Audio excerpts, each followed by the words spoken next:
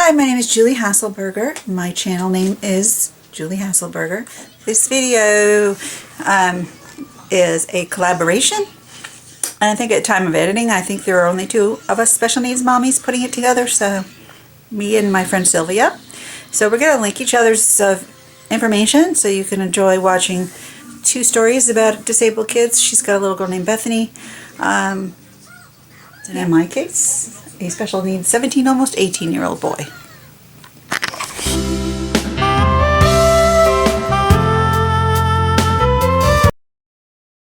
Hi, I'm Sylvia Phillips of Faith, Hope, and Love, and this is my daughter, Bethany.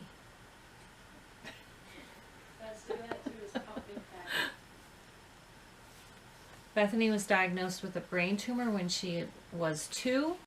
So she's 16 years old now, and she has been battling most of her life with the seizure disorder that seems determined to control her. But with the addition of a new medication a couple of years ago, she was able to gain better seizure control, and now she's been able to enjoy her life a little bit. So what you'll see here at Faith, Hope, and Love is my family and I trying to find joy in all of life's everyday, ordinary, precious little moments.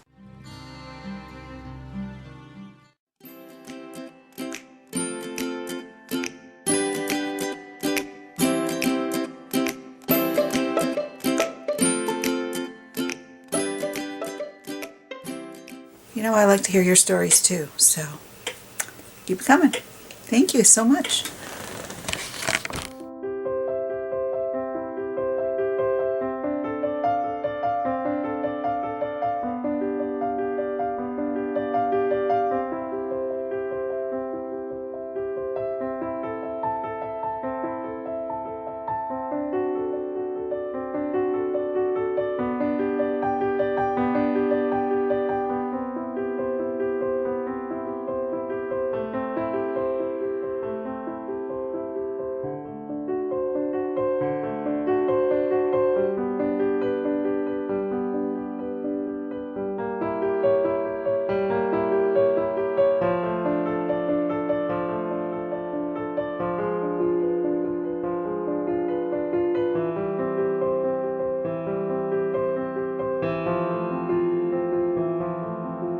Happy? You happy? Are you happy? Yay! New town. Yay!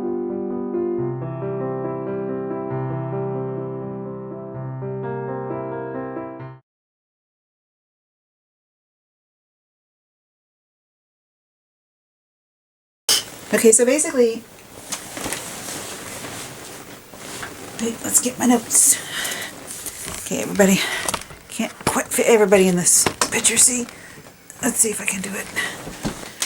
But he needs to be with me because he's not feeling too great today, so. Okay, so basically I wanted to actually make a sit-down video, which I don't do very often usually. Well, I can. Well, I have 30 seconds before we get upset again. To talk about, I guess, just the challenges that I face and I deal with, and now I've been dealing with this for a long time, but I think the biggest challenge that comes right to mind when I found out Daniel was going to be disabled for his life, and it was a long time challenge, and actually it's one that I deal with all the time, every day really, I guess. That is the emotional acceptance. When you have a child who in your mind you've been picturing this beautiful, normal, healthy child.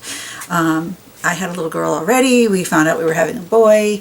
Everything seemed to be in line with, you know, the normal plans of life, and things were going well. And then we found out Daniel was disabled, and I'm going to make another whole video at another time about what happened, because it's a little bit complicated. We didn't know when he was born. It was just, you know, a little bit later on that we found out. But once I found out that he was going to be dealing with severe disabilities and medical issues, and wouldn't develop as a normal child, a typical child, it was hard emotionally to deal with that. I think there's periods of time where you feel this sense of grief for this child that not only you lost in your head, I'm just saying, but the life that he should have had or would have had or could have had isn't going to be. And so it's a whole mental shift from what you've been preparing yourself for your whole life. You know, going to get married, if this is your goal, have children, and they're going to be great, and they're going to go to school, and they're going to graduate, and they're going to go off into life and be all that. So you have to learn how to let go and accept what you have. And for me, my faith grew. And it was the only thing that really kept me hanging on during some pretty tough times. So that's been one of the biggest challenges, is, you know, not being able to drive by a soccer field without bursting into tears, or sitting at a school concert and just feeling this profound sense of sadness as kids are moving along, you know. And then we watched the kids that we knew his age pass him by, you know. Now they're all in college or just graduating, and so it's been really hard for me to accept it emotionally.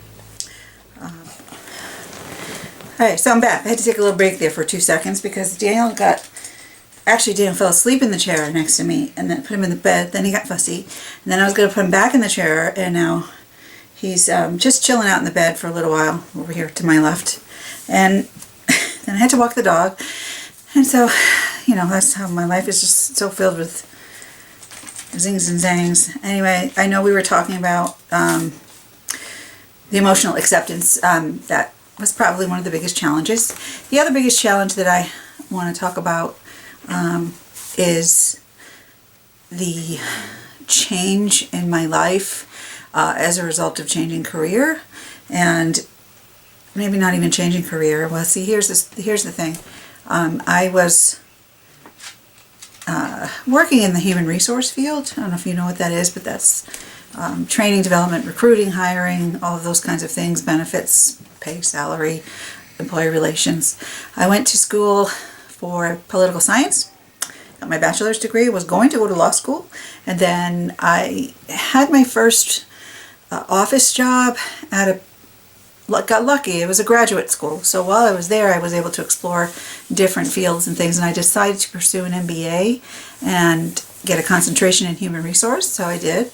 And my goal was always to hopefully get to a level like a director level. I'm gonna get this light right. And you know, I was doing really well. I actually had a management position in HR, and I was very happy. Kids were in daycare. We actually had hired a nanny she was actually from Seattle, and things were going really well. Daniel, you know, of course was disabled then, but he was not that involved when he was a baby. He didn't have a lot of the medical issues that he has now. Left my career, not by choice at first. They actually terminated my position. That's another whole video worth of information. We'll talk about what happened to my job. It's a long story. But I found myself looking for another career and another position, and I didn't find one. I looked for about a good year and went through all different recruiting avenues. And just about as that year was ending, Daniel needed to go in for his first hip surgery. So kind of from that point on, it's been just a whole shift in terms of who I am and what I'm doing. The increase in his medical issues has caused me to be increasingly more available to him, and he needs me more and more and more and more and more. And now it's all through the night and through the day and managing all the doctor's appointments. And as the years went by, we went from, you know, just a neuro and a pediatrician to having orthopedic to having stomach to having endocrinology to having neurosurgery. So it's just gotten very complicated. But in the meantime, you know, I still kind of miss all those years of school that I did, you know. I mean, I miss what I wanted to do, but it's just not possible in my shoes now to be in a full-time corporate position because there isn't flexibility. No matter how much anybody tells you there is, there really isn't. Not the kind that you need in this situation. So yeah, I had to give up a very nice salary, all of my benefits. But I was the stronger advocate for Daniel. You know, I'm the one who's just like a pit bull when it comes to him. So somebody has to be there for him, and that somebody was me. So it was a big challenge because I kind of have lost myself. Like I tried doing some part-time things. I got my license in financial services. I did that for a while, and I was just not good at the financial services sales part. I was, mutual fund, I took the tests, I passed those, I got my life insurance license, that was okay, but it was the selling part that was just not me. Because in human resources, I was always very, very good with the training component, but I'm not a real good hardcore salesperson, and it's a cutthroat business for an agency. And the way it goes here is that, don't you eat that sneaker. I see what you're doing. Leave it. Come here. Come here. Henry, come here. Come here now. You better not. All right, so that's really the two biggest things I'll talk about is just, coming to terms with what you have to deal with in terms of who your child is and just accepting it. Oh, he's falling asleep. And then coming to terms with who you are. Because you can plan all you want and go to school all you want, but when you're faced with a choice like this, I don't know, maybe other people would make other choices, but I love him too much to do anything else other than try to make his life the best that it can be. So, yeah, it's complicated because you walk away from a career, you walk away from the financial end of it, and so that piece still to this day is a huge, huge problem. Because the world isn't designed to help people who are taking care of their child in their home. As a matter of fact, everything is worse. Everything is more expensive, everything is more stressful, and more difficult, and more involved, and yet they just want more and more from you, and nothing is easy, not one single thing. And you got to be a fighter, and you have to be a resource advocate. You have to know how to search and find and ask for help. And excuse you, this is Daniel's sneaker. Henry's trying to get my attention. Everyone is. I can't do this. I can't never take like 5 minutes alone. Okay, that's it for challenges, because you can imagine the challenges are astronomical all along the way. The blessings far outweigh the challenges when you have a child like Daniel. And you never know what it is to deal with this, because obviously most people, myself included, are completely oblivious to this world unless you've been exposed to it. And this child is the sweetest, most loving, most compassionate human soul that I will ever meet. It's just complete unconditional love. And so the chore, if you want to call it that, of giving him the best quality of life, that's a gift to me. Like, I feel blessed to be his mom. Like, giving him the things that I give him, it's a treasure, because he's just so special, and he doesn't ask for anything, and he's so deserving of everything. It's hard when I feel like I'm not able to give him everything that he could have. I'm constantly feeling like there's something more I should be doing. I should be standing him more. I should be doing this more. I should take him there. I should get him this, and then I should do that. But, financial resources get in the way, and you can only do what you can do. And the other thing that's really amazing is the miracles that have happened along the way. So many little ones, a lot of them while we've been in the hospital. People I've met, people I've talked to, other kids that I've met, other parents. Even that guy, he's here because of Daniel, and I love him to pieces. But so many people throughout the years have done so much for us, and I can't even sum it up in this conversation, but some examples are his fundraiser, when friends of ours got together and put together this big organized party in the park, and we had this just ginormous fundraising picnic event when he was little, and we needed a van because we couldn't lift the wheelchair anymore, and that was just incredibly moving. Just foundations that we know that help us out, special people that we know that help us out through our church group, that those people are just incredibly amazing. We have a special needs church organization, a support group. My support group online on Facebook, I had no one to talk to back when I was young and Daniel was little, and I had never heard of his diagnosis, and I was just like, what is this? It's rare. It is rare. So I went onto Facebook, I think it was 2008, and created a polymicrogyria support group. There's just a few people on there back then. Now it's got, I don't know, 1,000 plus families searching, looking for connections, and I don't know, I just think that that's such a gift. The people that I've met, I've made some amazing friends and learned some amazing stories. He's being really fresh today because I think he's bored. Can you say hi? Yeah, Mommy's trying to talk. Mommy's trying to talk. So yeah, so you know, a lot of people like don't realize, they see you and they're like, oh, she's so strong. And you know, it is a blessing, the strength that I've had that I didn't think I had. Never thought I could do the things that I've been through, things that we've endured, the 37-day stay in the hospital, all of those kind of things. But I've found so much more of heart and soul inside myself than I ever knew existed. And I've been humbled, and I've been, you know, stripped of so much, and kind of left to figure things out. So here we are. You know, look how blessed we are. You know, we spend a lot of time together, and I have this perfect little gift, and just so many examples I could give you.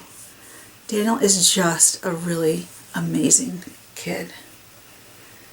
And the fact that he's still with us right now is the biggest blessing there is. Because you know what? They told me 10 years, maybe. They don't know. They really don't know. They just go based on, you know, demographics and facts that they have based on other kids with the same similar diagnosis. Give him the best quality of life that I possibly can. And that's who I am. I'm not a corporate HR director anymore. I'm not a robust instructor / social butterfly and / corporate director. I'm not going on business trips anymore. I'm not doing anything that I did 10 years ago, 15 years ago. I'm just taking care of him. And you know what? The family comes first. So, they really do. And yes, I love all my kids. My other kids are amazing. He's so fresh. I think it's because I'm talking. I've never seen him do this before. Henry, I'm going to end that on that note, that keep watching our channel. I try to upload videos every day. Different things. I think my biggest goal is just to kind of share the life, share the hope. And if there's somebody out there that is also dealing with the challenge of a special needs loved ones under the special needs realm, for me it's severe disabilities, seizures, stomach issues, orthopedic issues, developmental delay, respiratory problems. Our biggest one right now is orthopedic and muscle issues with muscle spasticity. But I mean, if anyone is dealing with any of this stuff, it's just my goal to spread some hope, spread some, I don't know what's the right word, it's just a boy. It's my goal to share hope, endurance, perseverance, love, companionship, friendship. You're not alone. We're not alone. Sometimes we feel really isolated because I was always like totally out there socially, just really needing friends around me all the time, and I spend most of my time alone now, most of it. So I would love to hear any questions you might have about Daniel, about my barky little puppy, about anything. Just leave them in the comment thing, ask questions. And, you know, I'll carry on. I'll do more sit-down videos periodically about different things. Oh, he wanted a toy. He wanted a toy. See? That's not your toy, Pumpkin. That's Daniel's toy. I'm going to have to take away from you because you're going to chew it. It's one of these things. Daniel has so many toys. Isn't that cool? Anyway, so yeah, that's the end of this video. And it's been fun. And I show you Daniel. Daniel was going to say goodbye. He is over here. See, sleeping in his bed. Just when I was going to take him for a walk, he decides to fall asleep. But we'll go out later. So, come back soon.